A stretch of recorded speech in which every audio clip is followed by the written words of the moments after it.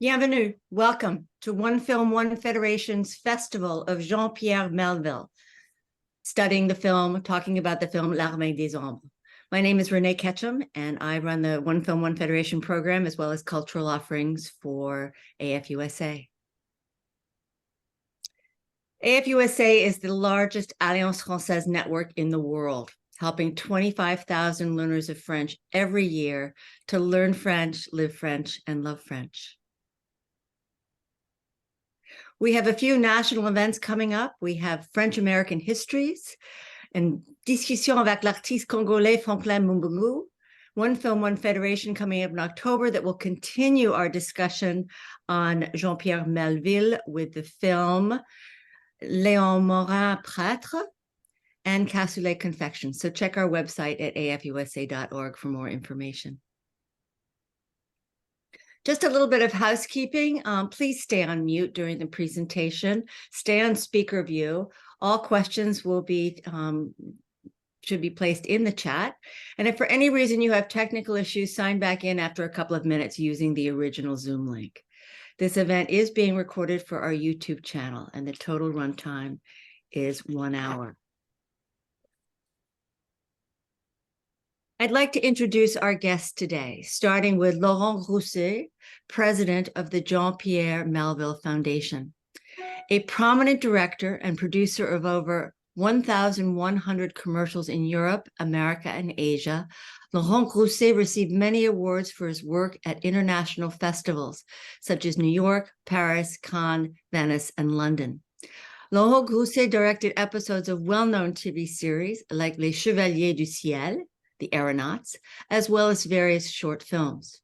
He is the owner and CEO of several production companies in France, Bulgaria, and Spain. Laurent is an acknowledged expert on advertising production practice and cost management throughout Europe and the Middle East. Laurent Grousset is also a writer. With us as well, I'm honored to introduce Rémi Grumbach, Vice President of the Jean-Pierre Melville Foundation. Rémi is a famous French director and producer, known for Les Rendez-vous du Dimanche, a weekly TV show he directed for 10 years, and that was presented by star host Michel Drucker. Rémi also directed Avis de Recherche et Le Jeu de la Vérité, presented by Patrick Sabatier. Rémi Grumbach directed many special awards TV shows, such as the prestigious Victoire de la Musique, Molière, Cannes Film Festival, Midem, or Septième d'Or Ceremony. In 1980, Rémi became a SACEM member of the SACEM Directors Commission since 1984. He was president of the organization from 2000 to 2003. Since then, he has been one of the company's administrators.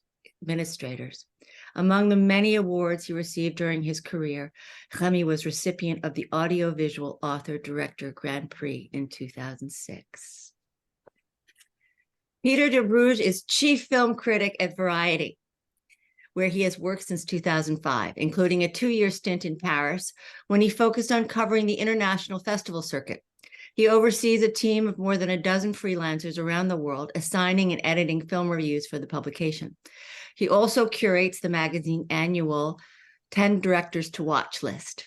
Peter's writing on film has appeared in such publications as Premiere, Life, Creative Screenwriting, IndieWire, and the Miami Herald, as well as the book Varieties, The Movie That Changed My Life.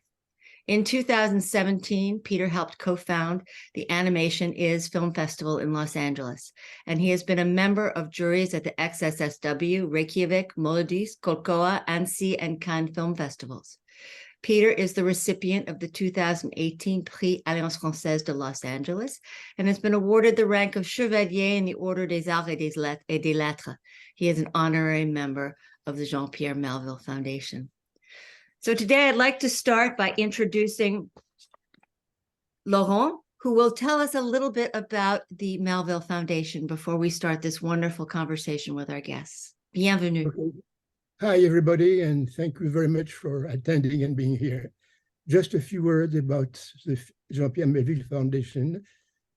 We did the foundation when we celebrate Jean-Pierre Melville centennial.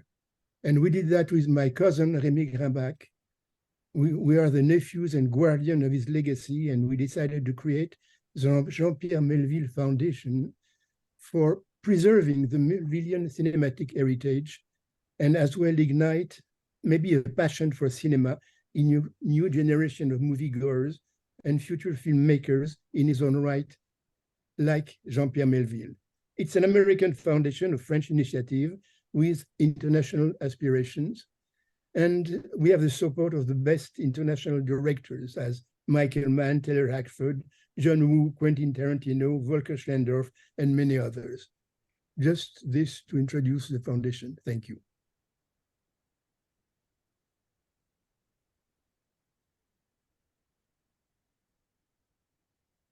And so now our conversation begins. Okay. You know, the first premiere of the film was on September 12th, 1969. And this is the 11th film that Jean-Pierre did. He returned, it's very important to say that it's been 25 years for him to do this film.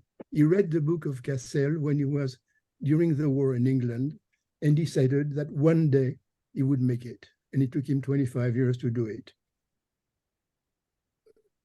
Laurent, can we speak a little bit about how both you and Remy had a chance to work with Jean-Pierre? Over the next 4 sessions, one each month, we'll have a chance to look at different films, talk about his career. I hope the participants will be able to join us for those other films, but I'd like to sort of set the stage a little bit of Jean-Pierre and his work, and then we can dive into this film, which is really regarded as one of his most acclaimed masterpieces. But because both of you had a chance to observe him working, if you'll say for our audience what that chance was, what the job he hired you on set to do that ultimately led you to work in the film industry as well. Well, actually, Remy and I, we did work on Le Deuxième Souffle as second assistant. It was very short because we worked during about 3 months and the film stopped because the producer had money problem and the film stopped. And after that, they started again with other actors. You know, to the beginning, it was Simone Signoret, and she didn't do the film. And after that, they redo the film. Neither me or Remy could work in that because I was working on another production. And that was, for me, the only moment I worked with Jean-Pierre. Also, I really was part of his many things in his life when he was in Paris, when I was in Paris. Let's characterize. Remy, do you want to speak at all about your experience on Le Deuxième Souffle? Well, yeah, Jean-Pierre was a very, very hard director. You know, to give you an example, he hated to shake hands.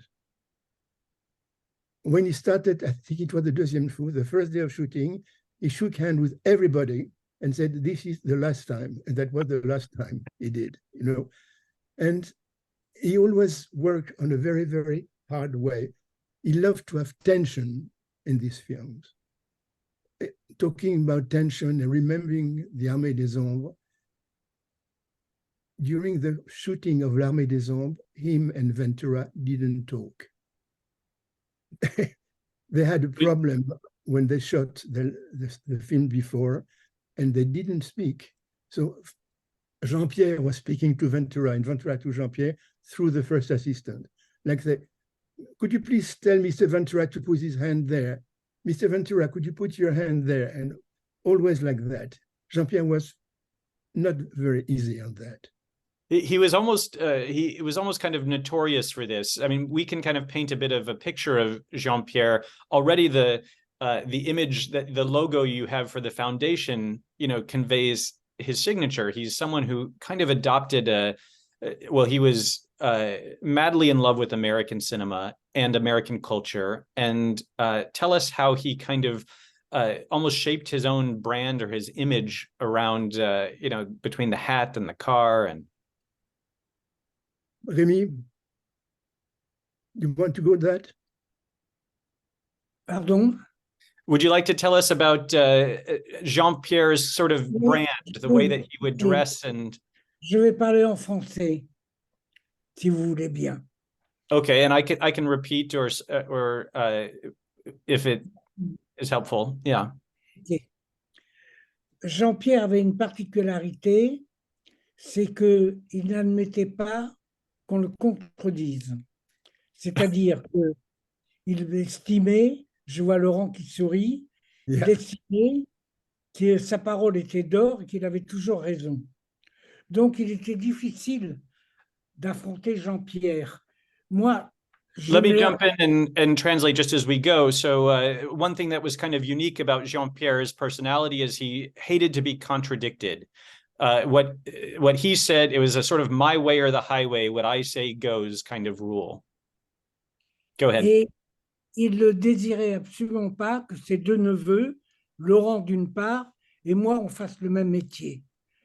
Il ne s'y était pas opposé parce qu'il ne pouvait pas s'y opposer. On avait envie de faire ce métier, mais ça ne le satisfaisait absolument pas. So he was not happy that his two nephews wanted to follow in the same line of work. He wasn't against it, but this was not something he was satisfied with at all. Ce n'est qu'après qu'on ait fait the moment when we worked with him was on the deuxième souffle, never more, neither before or after.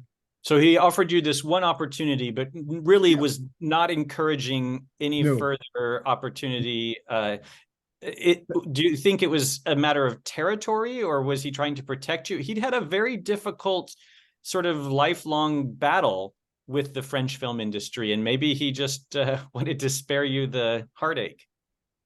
Well, Jean-Pierre, as you said, has been battling with the French industry right from the beginning, when he came back from the war. But no, I don't don't understand why he wanted that, really. But neither Remy nor me, we don't understand. I don't think that Remy does either. The story you were starting to tell, that he liked to sort of have tension on his, I don't know if he liked it, but he did. He was, a hard-headed director, very difficult with actors. He made several movies, including the one we'll watch next month, Léon Morin Prêtre, with Belmondo. And after a point, he got into a fist fight with Belmondo, and they made no more movies together. Then Lino Ventura becomes an actor he works with several times, but again, things break down. Would either of you tell the story of, do you remember why why Lino refused to talk to Jean-Pierre after a point? Yeah, absolutely. I think it was in the deuxième souffle, if I'm not mistaken. That's right, yeah. He was shooting with Lino when he was climbing on the train. And Lino said, I want the train to go that speed, no more. And Jean-Pierre said, of course, no problem. And of course, as well, he asked the train to go a little faster, and Lino didn't like it. And everything started there. And they went into a fight. And as you were saying, from then on, Lino basically insisted that any conversation between the two of them would be through an intermediary. Even if they were even if he could hear one another, he'd say, tell Jean-Pierre that I don't like the idea of doing it this way. And then the person would have to turn and repeat the same line to Jean-Pierre, who's standing right there, and vice versa. Yeah, but there is something else as well. Through his contract, Lino had the possibility to assist Jean-Pierre in the editing of the film. Mm-hmm. And Jean-Pierre hated that. First, Jean-Pierre, for him, shooting was a moment, but a film was made on the writing and editing. Okay. Shooting was just a formality for him.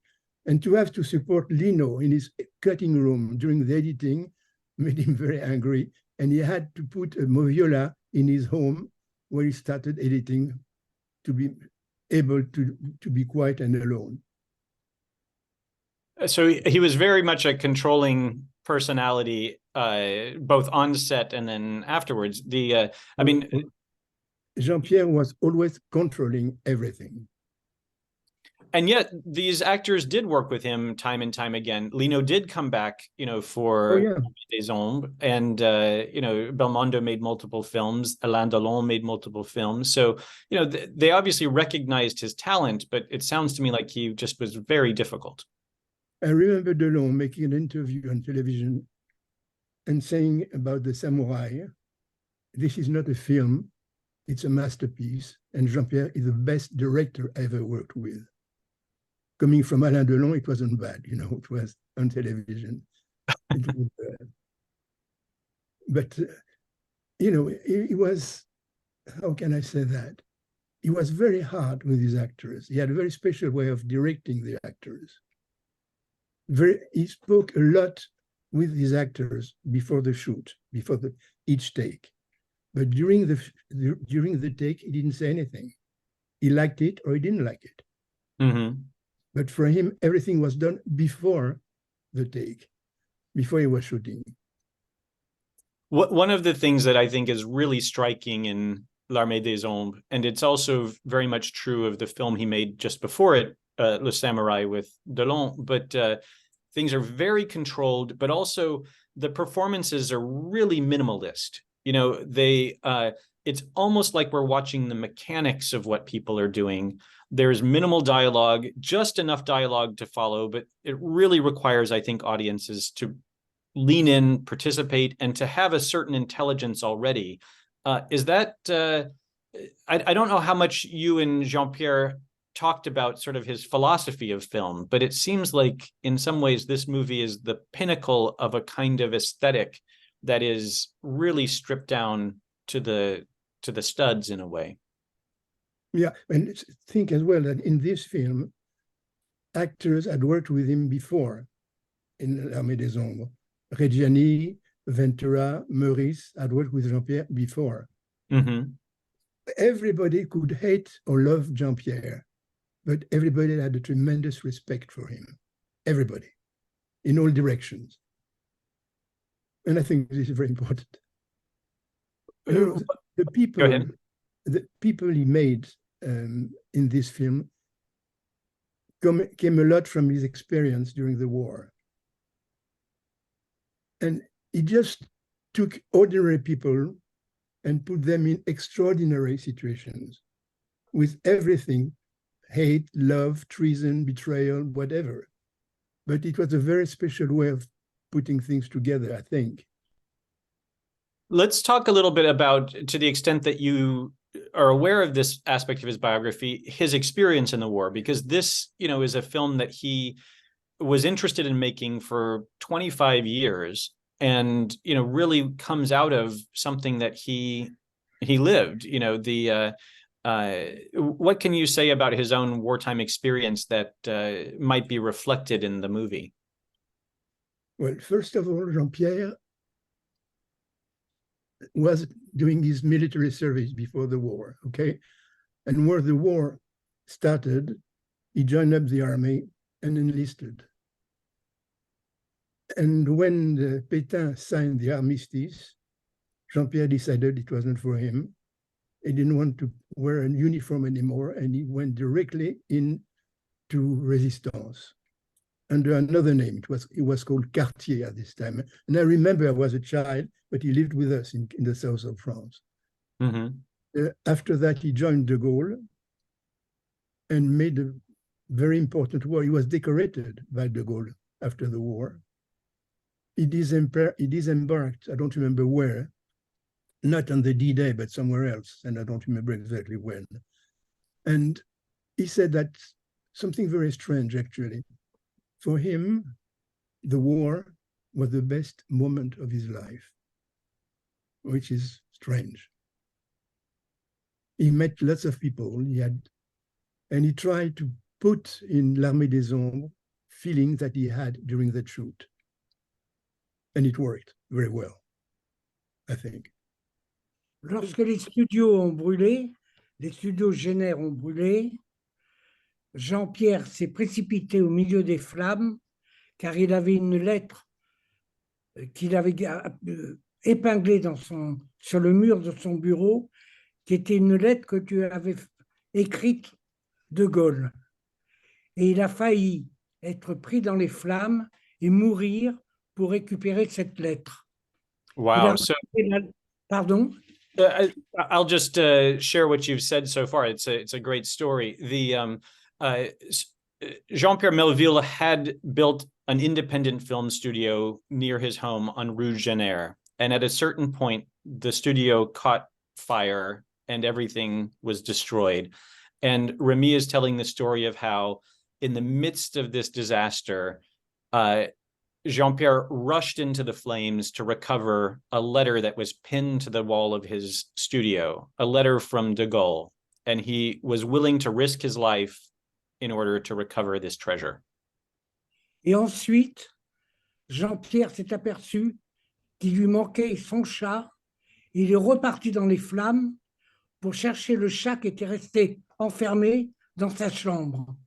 Donc, il a failli mourir 2 fois pour récupérer la lettre de De Gaulle et pour, encore presque plus important pour lui, récupérer son chat.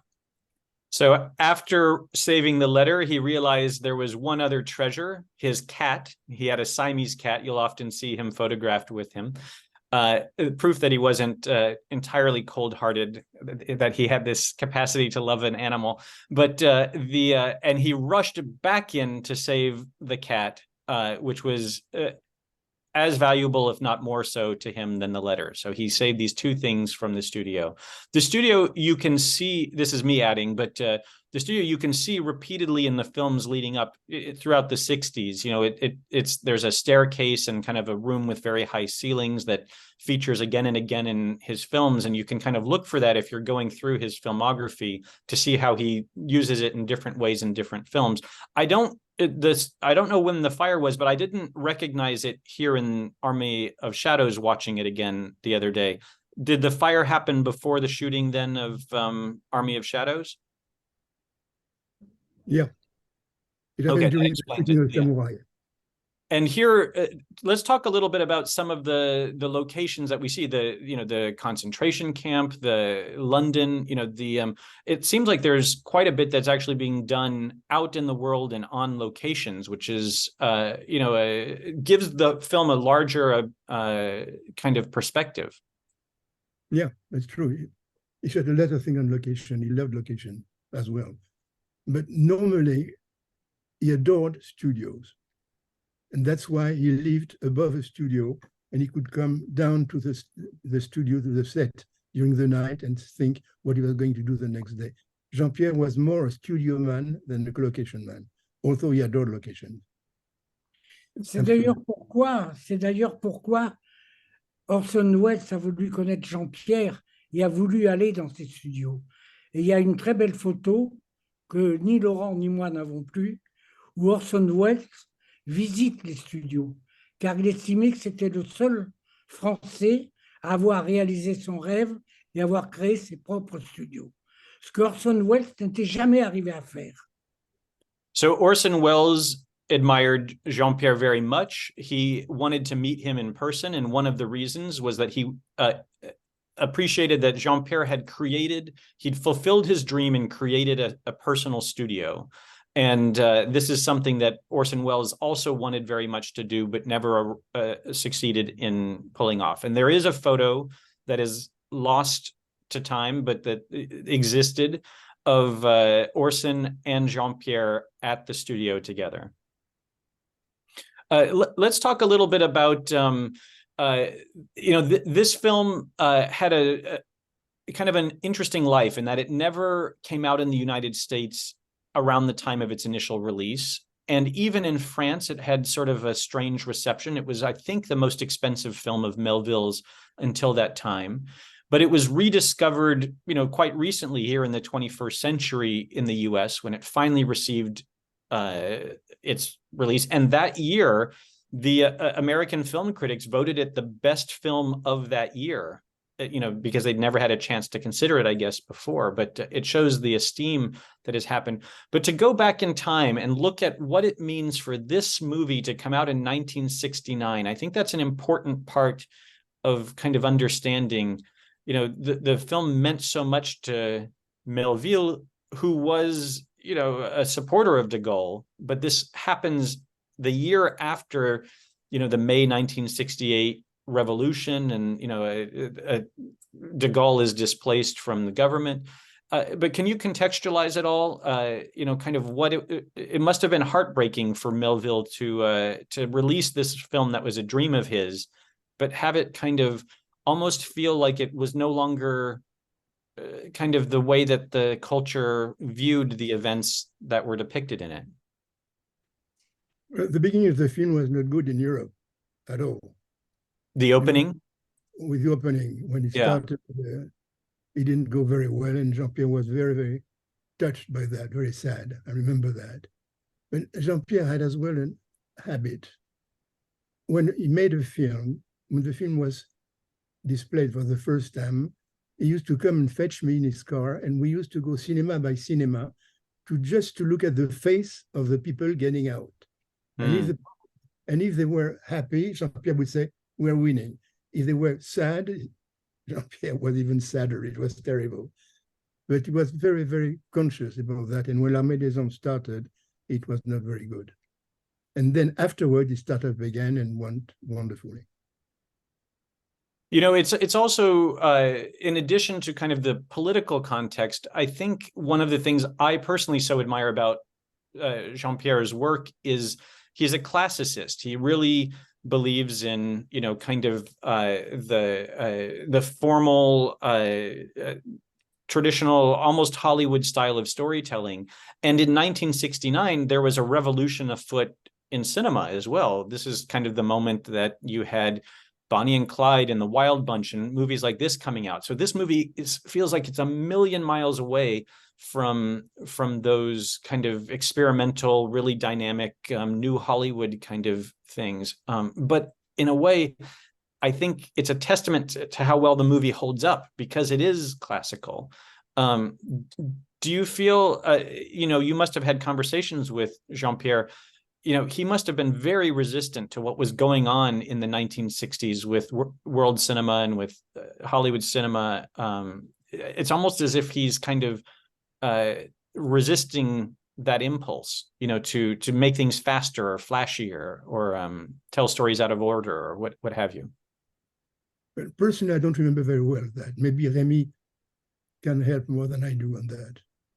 I don't have any souvenir special about this. Remy, do you remember, because Jean-Pierre had this list of, his pantheon of the directors he most admired, and it was all based on whether they'd made one masterpiece.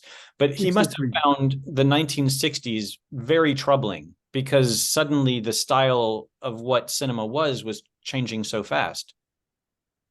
Jean-Pierre acceptait totalement toute forme créatrice.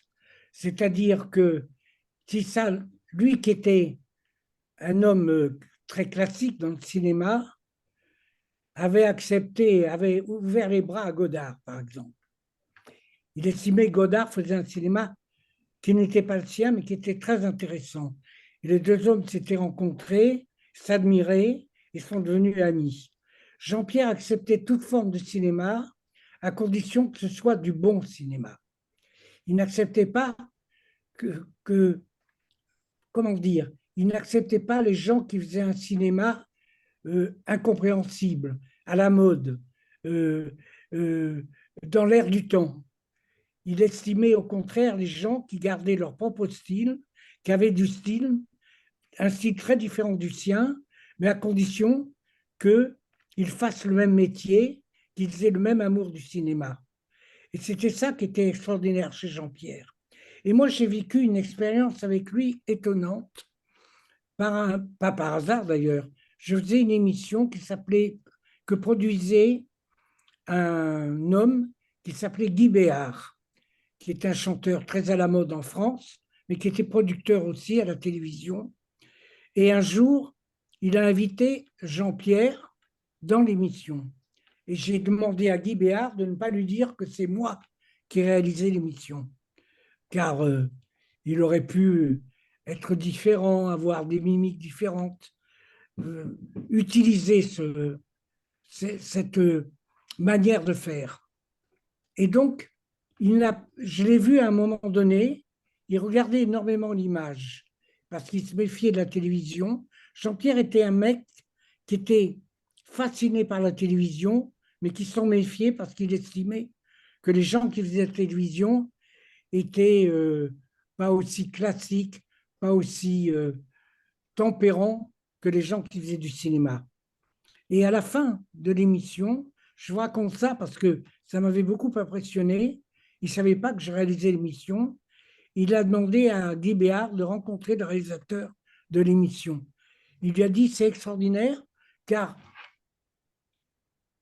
j'ai, moi, dans mon cinéma, l'habitude d'observer les réactions en chant contre chant des gens qui écoutent plutôt que des gens qui parlent. Et le réalisateur qui a fait l'émission, il était beaucoup plus sur les gens qui écoutaient que sur les gens qui parlaient. Et Guy Béard l'a amené c'était à ce moment-là, c'était pas en studio, c'était un studio extérieur. J'étais dans un car. Il a dit, je vais vous présenter le réalisateur. Et Jean-Pierre était très étonné que ce soit moi le réalisateur, car ça convenait exactement à la forme qu'il avait, de l'expression du cinéma. Et à partir de ce moment-là, on n'a plus eu les mêmes rapports. C'était assez extraordinaire. Et il m'a accepté en tant qu'homme d'image, ce qu'il n'avait fait ni pour Laurent, ni pour moi pendant très longtemps. Il voulait peut-être être le seul de la famille, j'en sais rien, c'est pas impossible, mais il était, il a fondu, littéralement fondu. Let me jump in, and I surely missed some of this in terms of translating, but I think most of our listeners speak French, so I'll try and condense it. But the first part was acknowledging that Jean-Pierre was actually quite open to all forms of directing and creative expression in cinema. But he may have himself been quite classical in his style, but that doesn't mean that he didn't have an interest in or appreciation for other directors and their own voices, so long as they were true and consistent to that vision. And that was really something that he looked for. So he was less interested in the kind of fads or things that were tendencies of the moment. But one thing that was incredible about Jean-Pierre was just his openness to all types of different filmmaking, even those that were quite different from his own. Remy remembers a very significant experience in his own life with Jean-Pierre, where he was invited as a guest on a television show hosted by Guy Béard, and without letting Jean-Pierre know that Remy was the one directing the episode, Jean-Pierre participated and was taking note of the way that the episode was directed. He noticed that the camera would linger on the people who were listening often more than the person who was speaking, which is not necessarily the obvious choice. And afterwards, Guy Béard introduced Jean-Pierre to the director of the episode, who of course was his nephew, Remy. And it was a moment in which Remy felt something very rare in the family that neither he nor Laurent really had experienced before, of having the approval of Jean-Pierre for his work, because he had basically earned it in, Jean-Pierre said, this is the way that if I were directing the same situation for the cinema, I would have approached it. And so he appreciated Remy's style. Is that a fair translation, Remy? I hope I did justice. Comme d'habitude.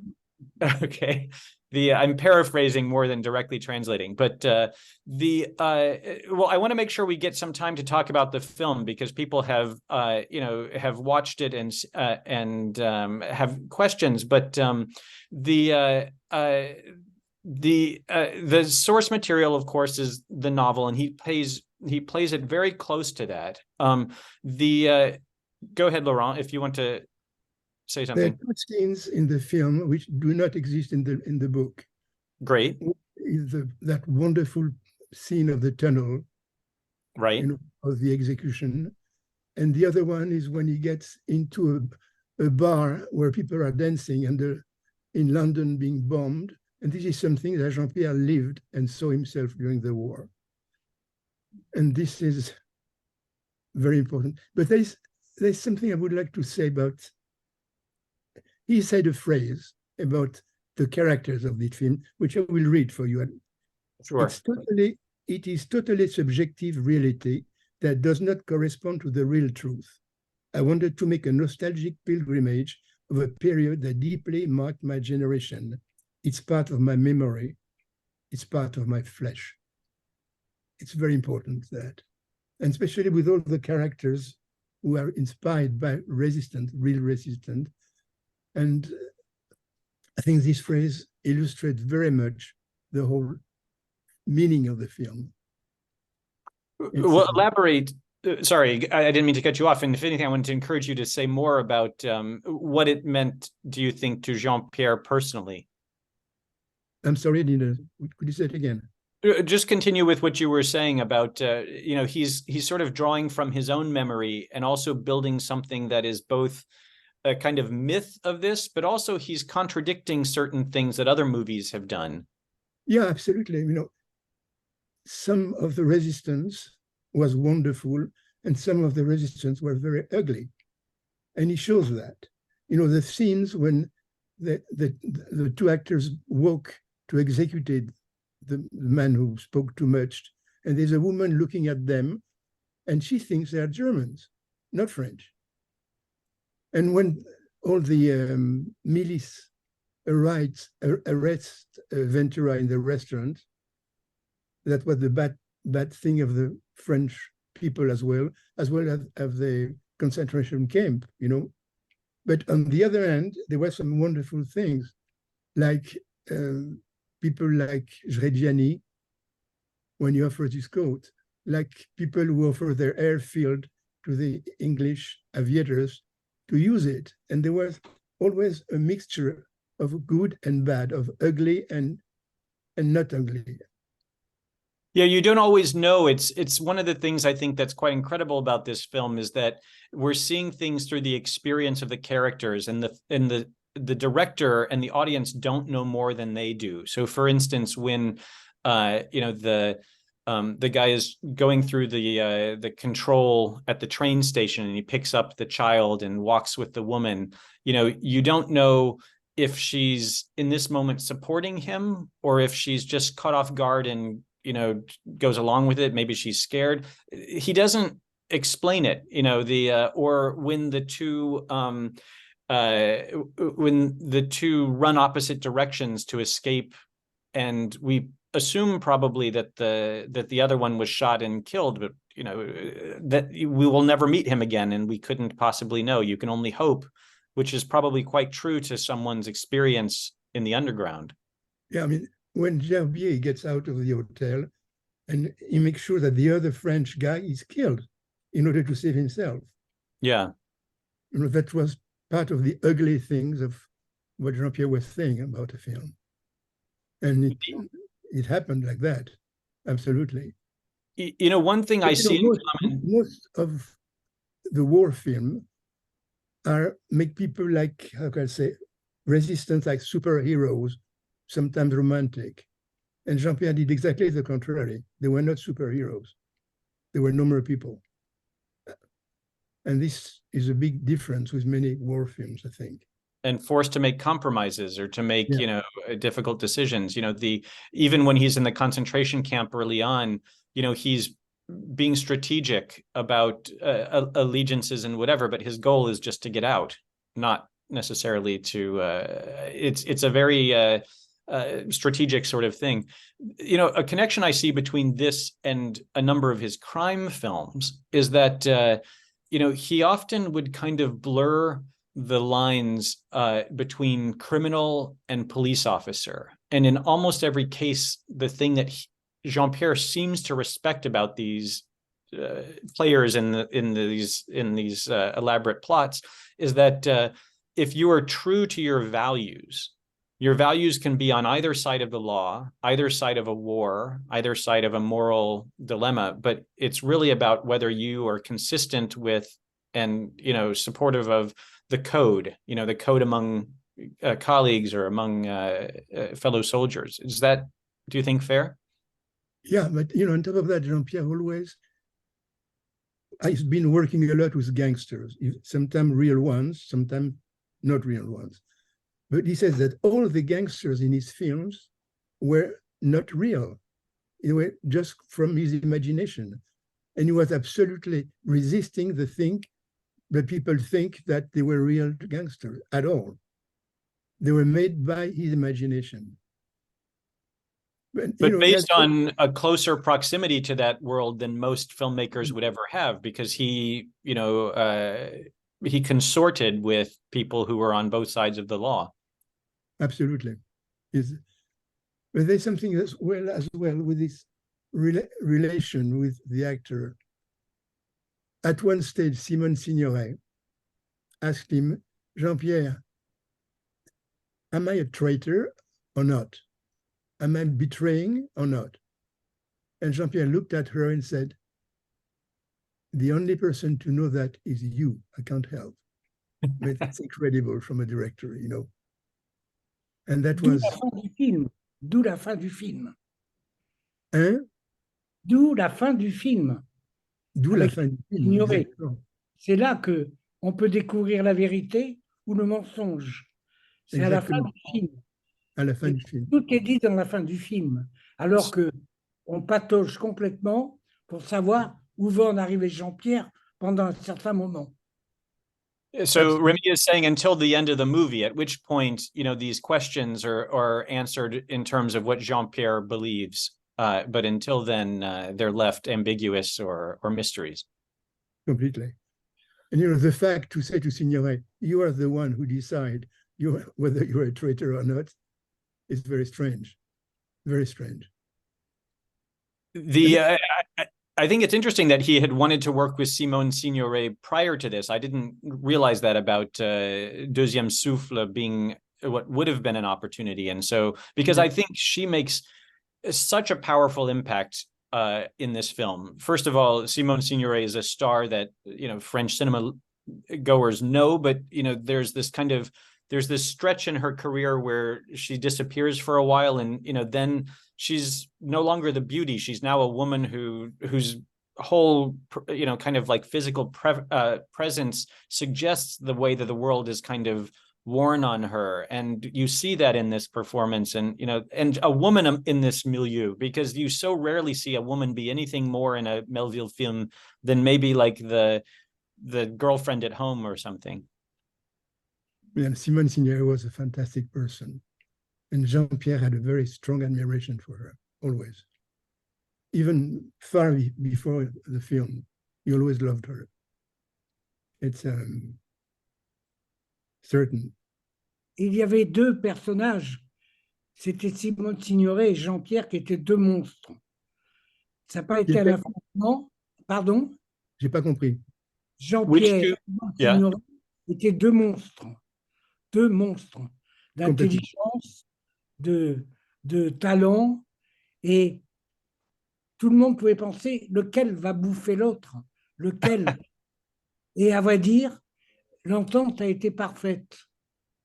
So he's saying that you were saying that Simone and Jean-Pierre, the two of them are two enormous personalities, two monsters. And the question when you put the two of them together is, which one of them will devour the other one? But in fact, they got along quite well. Et à vrai dire, ça a été une collaboration totale parce qu'ils se sont aimés dans le travail. Ils se méfiaient l'un de l'autre, j'en suis sûr. Enfin, d'après ce que j'ai vu, puisque Laurent et moi, on a été très témoins de tout ça à cette époque-là, où nous, on était très jeunes et on commençait le métier. Mais pour finir, ces deux êtres se sont complètement compris. Ce qui fait que, une fois que Jean-Pierre a pu faire ce film, Simone Signoret a été, je pense, transporté, non pas de bonheur ni de joie, mais de plénitude par rapport au rôle qu'elle avait eu. Elle en avait beaucoup parlé à mon temps. Et c'est ce qui peut-être donne une suite à tout ça. So the two of them in a way got along very well, even though probably in the actual shooting of things that they distrusted one another. But in the end, the fact that they were able to create this work together, they understood one another in working and got along. And in turn, Simone spoke to Yves Montand about the experience, which probably led to other things. Would you like to speak at all about I wonder the kind of statement that Jean-Pierre is trying to make. I don't know if statement's the right word, but in a way, I think he's trying to. This is his record of his experience with the resistance and with the chapter of France's past that can be distorted sometimes. Yeah, but remember what I said before. Jean-Pierre said the best period of his life was the war, which is incredible. And that's where he met all the resistance, all the characters of his films are made of his souvenirs. And it's very important. There's something else that I'm just thinking now. It has nothing to do with this. Jean-Pierre was the only one director who could have the Champs-Élysées. Do you remember the scene of the opening shot? Yeah. The opening shot? Well, nobody else could do that. Even Minelli, when he shot the 4 Horses of Apocalypse, couldn't make it. Jean-Pierre did it. It's incredible. Do you know how? Do you know how he made that negotiation? I still don't, and I still don't understand how. I'm still wondering. I would love to know, but it's going to be a bit difficult to find out about that. Let's share a detail that people... Go ahead. Il ne faut pas oublier que Jean-Pierre avait de très forts appuis politiques. D'une part, parce que c'était le frère de Jacques Grimbach, et il s'était appuyé surtout les partenaires de Jacques Grimbach, mais il pouvait se permettre beaucoup de choses parce que quand il décidait de faire quelque chose, c'était accepté au niveau de l'État, car il était reconnu de par ses exploits, de par ce qu'il avait fait pendant la guerre. Il était complètement reconnu comme un héros par les gens qui avaient connu ça. Donc Jean-Pierre pouvait se permettre beaucoup de choses que d'autres réalisateurs n'auraient pas pu se permettre. I see. Because Jean-Pierre himself was sort of a war hero, and because he had strong connections, political connections through his brother, is that right? Is it your father then, Remy, Jacques Grumbach? C'était le frère et c'était mon père.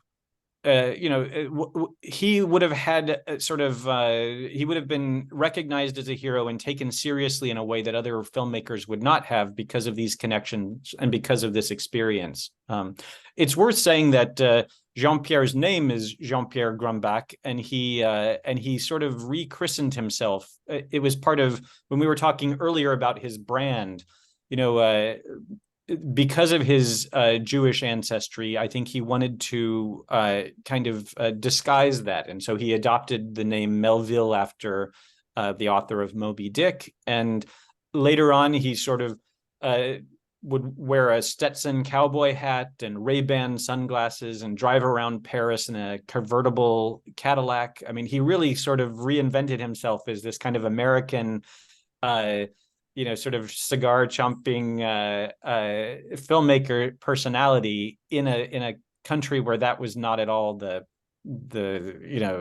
style. So Peter, I think we have some questions from the audience, if that's okay with the three of you. Would that be all right to interject, have the audience interject a little bit?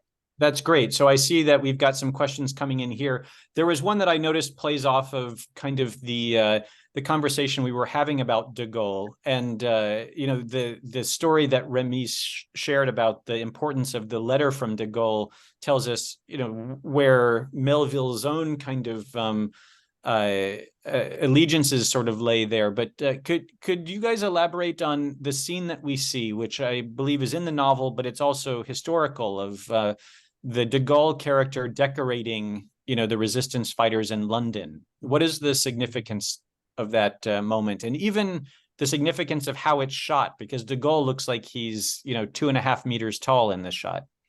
Well, it was shot in a very funny way because they had made a mask, a paper mask, looking like De Gaulle, and the actor was wearing the mask. You know, that we saw him very shortly, but it was a mask. Was it ever intended to be seen, or that was just for the sake of the other actors who were playing opposite him? No, it was, he wanted to show De Gaulle. He didn't know how, and for him, it was the best way to do it, and it worked. Okay, yeah. Je vais vous montrer, excuse-moi, je vais vous montrer une photo de Jean-Pierre avec mon père. All right, center it just a little bit more. You're cropped the other way. Yeah, there you go. Aha.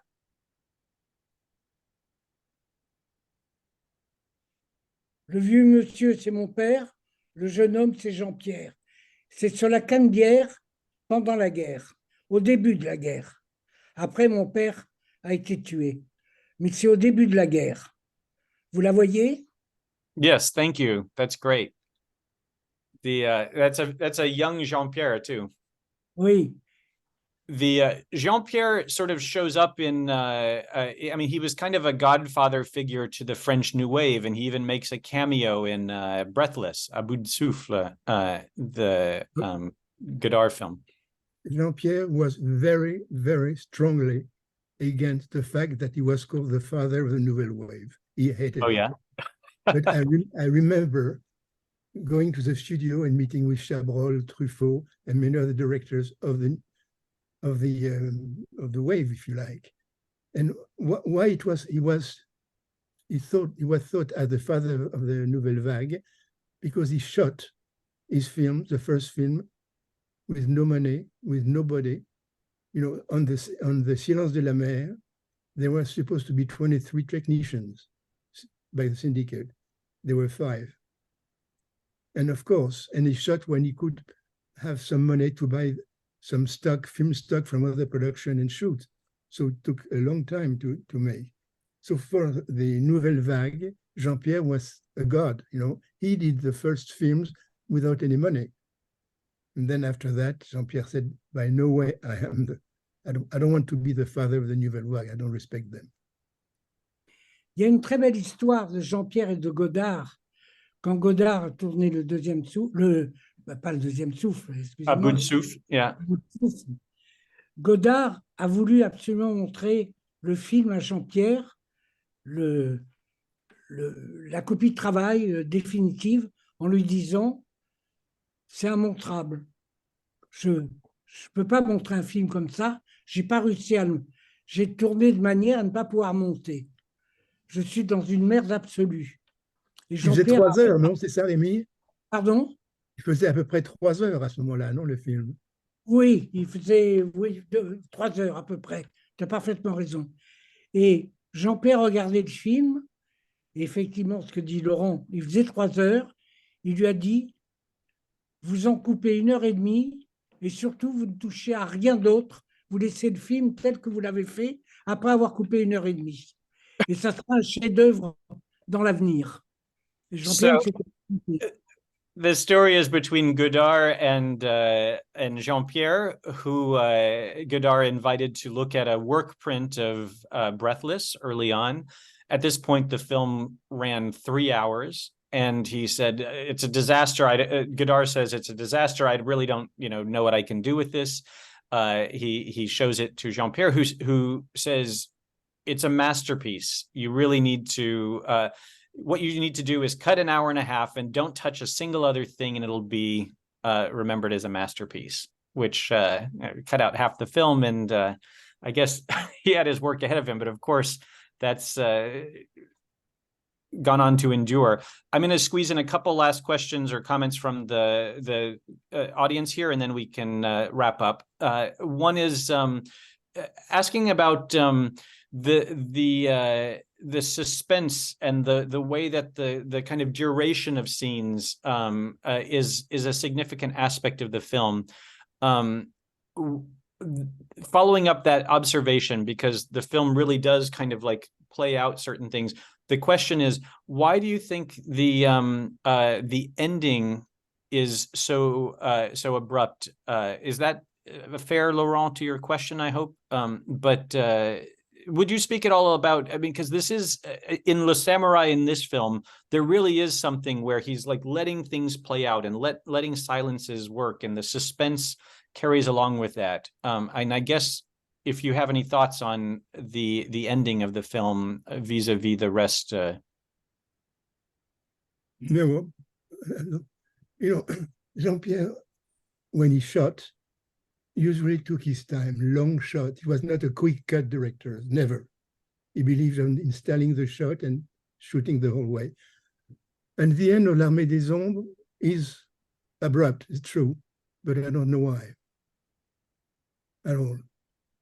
What I can tell you, that when Kessel saw the film for the first time, he cried. And I think this is fantastic. I don't know the novel, but I was reading in this book that is interviews with Jean-Pierre. I guess part of the ending too is wanting to convey what happened to the other characters, which kind of gives you that. Now it might almost be more like something you'd see in a Scorsese movie where those things are all kind of compressed. But and then the first question to come in from Conrad was, it's hard to see heroic individuals in this film. Perhaps Mathilde, I guess, is the exception. Does the film want to say that there are really no heroes? Absolutely. Definitely. I mean, there was no heroes at all. Jean-Pierre was against that for all his characters in this film. This is true. No heroes at all. Like you were saying earlier, it's really conveying the compromises that even someone that we might think of as heroic has to make, the difficult choices. Another thing that he did that is important, I think, with this film is he was aware that the way that Germans had already started to be portrayed in other films was as these kind of blonde, handsome Aryan types.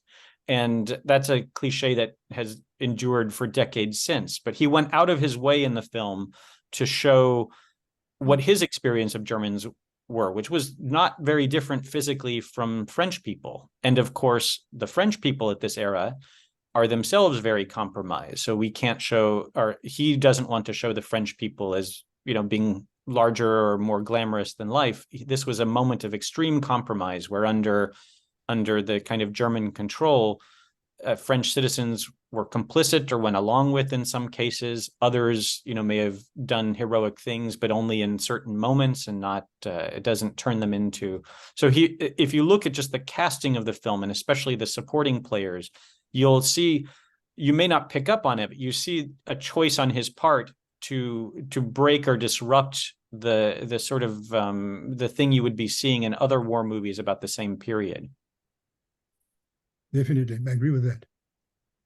Well, I think this has been a great conversation. I appreciate the memories that both of you bring, and I'm looking forward in the sessions ahead, because it's really a treat to look at Melville's films. Personally, as a film critic, I find, for me, he's my favorite French director, and he has such different films. We'll get to look at different things and talk about other dimensions of his interest in his personality in the weeks ahead.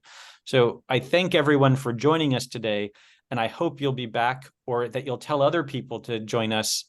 Next month, we'll be doing Léon Morin. Fred. On October 23rd. Thank you so much, Remy, Peter, and Laurent. We look forward to next month. Thank you very much. On pourrait peut-être se demander ce qu'aurait fait Jean-Pierre après. Peut-être. On en parlera peut-être la prochaine fois. We'll be sure to bring up what happened after Army of Shadows in his career. Il n'était pas mort. Yes, this is the beginning. This is the beginning of an exploration of his career, and we'll be sure to talk more. Yes. Very good. Great. Thank you, everybody. All right. Merci beaucoup. Merci, Peter.